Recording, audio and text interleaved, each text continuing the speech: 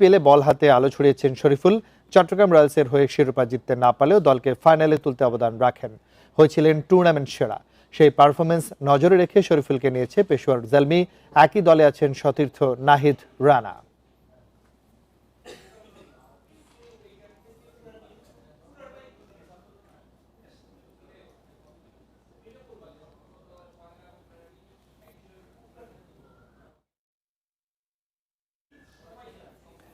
এই ছিল এখনকার সংবাদে। ইন্ডিপেন্ডেন্ট টেলিভিশনের সব খবর বিস্তারিত জানতে চোখ রাখুন ফেসবুক, ইউটিউব ও এক্সে। পরে সংবাদ দেখার আমন্ত্রণ রইল। ধন্যবাদ সবাইকে।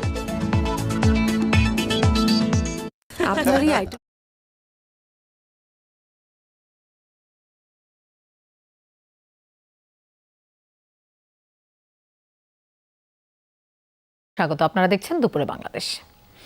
জনগণ সচেতন হলে এমনিতেই 50% ডেঙ্গু নিয়ন্ত্রণ সম্ভব বলে মনে করেন ঢাকা উত্তর সিটির প্রশাসক শফিকুল ইসলাম খান।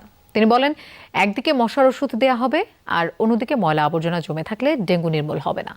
মঙ্গলবার সকালে রাজধানীর উত্তরখান মধ্যপাড়ায় প্রায় 3 কোটি টাকা ব্যয়ে নির্মিত ঈদগাহ মাঠের উদ্বোধন শেষে এসব কথা বলেন তিনি। প্রশাসক আরও বলেন, ঈদগাহ ও জানাজা মাঠ পরিষ্কার পরিচ্ছন্ন রাখতে এলাকাবাসীকেও এগিয়ে আসতে হবে।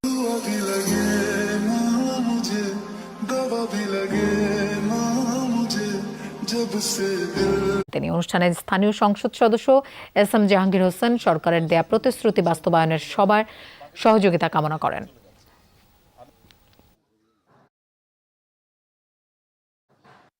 আপনাদের প্রতিনিধি হিসাবে ইনশাল্লাহ তারেক রহমানকে মাঠ পর্যায়ে সহযোগিতা করে ওনার যে বাস্তবতার ভিত্তিতে উনি যে কমিটমেন্টগুলো করেছেন, আমি নির্বাচিত প্রতিনিধি হিসাবে আপনাদের এখানে যে কমিটমেন্টগুলো করেছি ইনশাল্লাহ প্রতিটা কমিটমেন্ট আমরা বাস্তবায়ন করব। ওষুধের চেয়ে বড় জিনিস হলো সচেতনতা যদি আমাদের মধ্যে সকলের থাকে, তার 50% ডেঙ্গু এমনিই চলে যাবে। মশার ওষুধ দিয়ে সবসময় মশা মারা যায় না। আমি এদিকে মশার ওষুধ দিয়ে দিলাম, ডান দিকে বিশাল ময়লার স্তূপ, তাহলে কি লাভ হলো? কোনো লাভ নেই। গতরাতে কয়েকটি জেলায় ঝড় ও শিলাবৃষ্টি হয়েছে, এতে ক্ষতি হয়েছে ফসলের। স্থানীয়রা জানায়, গতরাত 11টার দিকে গাইবান্ধার পলাশবাড়ি, গোবিন্দগঞ্জ সহ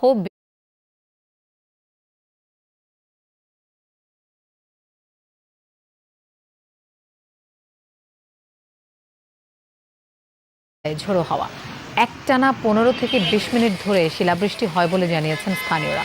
এতে উঠতি ধান সহ ফসলের ক্ষতি হয়েছে। এছাড়া সদর, সাদুল্লাপুর, সুন্দরগঞ্জ ও ফুলছড়িতেও কম বেশি বৃষ্টি হয়েছে। পটুয়াখালীতেও রাতে ঝড় হয়েছে। এ সময় ঘন ঘন বজ্রপাতে বাসিন্দাদের মধ্যে আতঙ্ক ছড়ায়। বাউফল ও রাঙাবালী উপজেলায় ঝড়ের তীব্রতা বেশি ছিল বলে জানিয়েছেন স্থানীয়রা। রাঙাবালির চর মোন্তাজ এলাকায় উপড়ে পড়েছে অনেক গাছপালা, ক্ষতি হয়েছে বেশ কিছু কাঁচা বাড়িঘরের।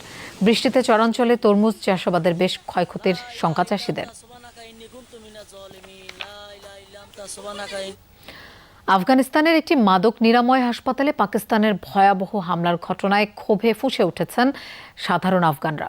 সোমবারের রাতের ওই হামলায় প্রাণ যায় কমপক্ষে 400 জনের, আহত হয়েছে আরও 250 জন। আফগানিস্তানের উপপ্রধানমন্ত্রীর সংখ্যা আরও বাড়তে পারে হতাহতের সংখ্যা।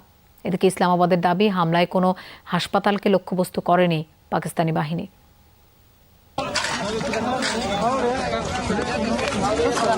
সোমবার রাতে তারাবির নামাজের সময় বিস্ফোরণে কেঁপে ওঠে কাবুলের ওমর অ্যাডিকশন ট্রিটমেন্ট হসপিটাল। মুহূর্তে আগুন ধরে যায় স্থাপনাটির বিভিন্ন অংশ, ছড়িয়ে পড়ে দ্রুতই। পাকিস্তানি বাহিনীর হামলায় ধসে পড়ে 2000 শয্যার হাসপাতালটির বড় একটি অংশ।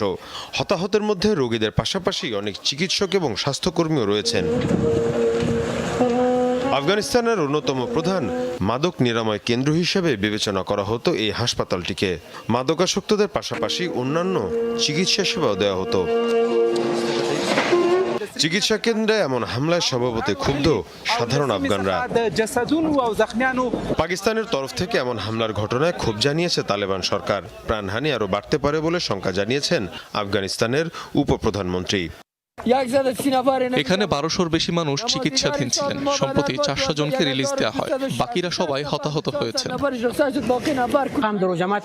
আমরা নামাজ পড়ছিলাম, হঠাৎ দুটো বোমা এসে পড়ে। তবে আফগান সরকারের এই অভিযোগ অস্বীকার করে একে ভিত্তিহীন বলে দাবি করেছে পাকিস্তান।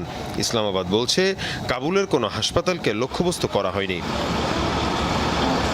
সম্প্রতি প্রতিবেশী দুই মুসলিম দেশের মধ্যে পাল্টাপাল্টি হামলা বেড়েছে। মীর মুশফিকা হাসান, যমুনা নিউজ। দর্শক, এই ছিল দুপুরে বাংলাদেশের আয়োজনে। আর এতক্ষণ সাথে থাকার জন্য ধন্যবাদ সবাইকে।